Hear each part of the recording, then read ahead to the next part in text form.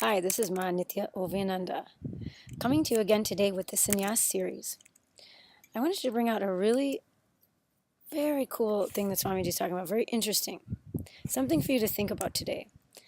See, it kind of to me goes in line with being a sannyasi. He talks about how teaching that one life and one plane is the biggest conspiracy. So the biggest war on humanity is not cancer, but it's teaching that we only have one life, so there's no reincarnation, and that we only live in one plane, so this earth itself only. Because what does it do? That basically tells us that we just have one life and that's all. It diminishes the. Oh, we have a tractor coming. Let's make it real.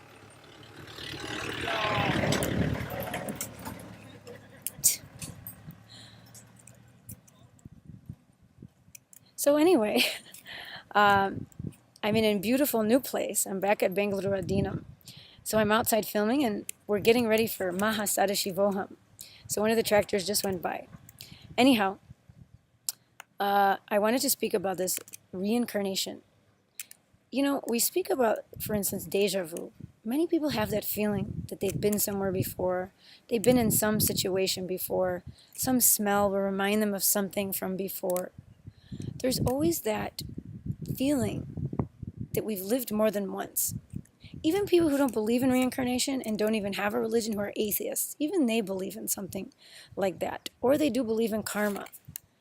So that things that you do in this life, things that you do now, and affects other people, and it'll affect what happens to you. What goes around comes around. That's a common saying. So why do we feel that way if there's nothing? If there's nothing more than this? See, we know from the great masters and rishis and those people who study and go into the depths, into the meditation processes. We have it in the scriptures written. We have it in many different places, stories from other masters and other people and their devotees. This is not just the only plane that we exist on. This is not our only reality. This body and mind we live in now, there's more to it than that. And when we go inside, we look inside instead of getting distracted by the outside things. Like, for instance, it's 12 o'clock. What the media says about eating certain foods that are non-conducive to enlightenment, which would be non-veg food. That's not conducive to your enlightenment. It's actually harming you. And also, what are you doing as far as exercise? What are you doing as far as contributing to society? What are you doing as far as your job itself? For instance, I didn't know this before, but one of the worst kinds of jobs that you can have is having an establishment that serves alcohol. So I'm like, wow, because when I was younger, I used to love listening to Irish music and listening to the live bands, with the fiddle player and the different acoustic instruments that they play and the tin whistle, all those things. I just loved it. And I'd love to sit in an Irish pub and do it. And I thought, wow, it might be cool to have a place, like that, where people can come and gather and all this. But man, what a horrible karma it would have been for me. Because the drinking of alcohol is actually very much against your body. And it's very much against keeping a healthy body. And it's not conducive at all to enlightenment. Of course, there is always hope to detoxify your body, to cleanse your body and be healthy again. That's definitely there.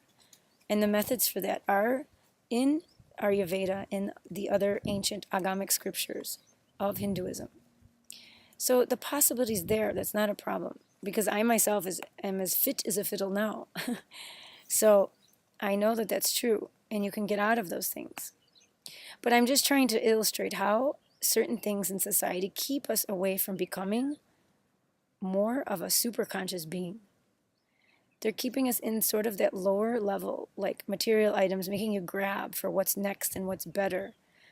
Being in constant, what's the word? Sort of a competition with your neighbor. They have a better car or a better, thing in their house they put in, a room addition, or their garden's better, or their kids going to a better school, or, there's always a little bit of competition at times with people. And it's to say, you're putting your value on the zeros in your bank account and you're putting your value on outside things. What about all the wonderful parents who homeschool their kids because they don't want them to be corrupted by the societal conditionings that you get in school. And these kids go off and they're entrepreneurs and they do other great things. So we don't talk about those people in those kinds of situations so much. But we only talk as far as glorifying what we're told by society should be the best. And it's in turn not. Because many of these people that homeschool their kids, they're contributing to society in many ways. They're involved in many groups. They're involved in many volunteer works also. And aside from, homeschooling, let's say. That's just one example I'm trying to give. But contributing to society is actually the best thing you can do for many various reasons. For social reasons, sure, and also for your own spiritual growth. Because the more you give and the more you share, the more you're open to the cosmos to reveal to you, to energize you, and to be with you. So I just wanted to touch on how that is incorrect. And so when I say, teaching one life and one plane is the biggest conspiracy, Swamiji's been talking about this a lot. So we are not singular, we're multiple. So we're existing in other places. I know it's a little bit over your head, and even in cases mine also. But I can understand how I'm not just like this flesh and blood, this bones. What does Ramakrishna always say? Sri Ramakrishna. Human beings are a bag of blood and bones. I sometimes think that. Because when I go inside, and sometimes when we're sitting in Swamiji's presence and I can go in and see that, I can feel sort of that energetic space and that opening. It's like you go inside, and somehow inside, there's a vast space, an open space is there. It's difficult to describe. So you start to get more and more of an understanding that there's more to life and more to things than we're seeing just with our eyes.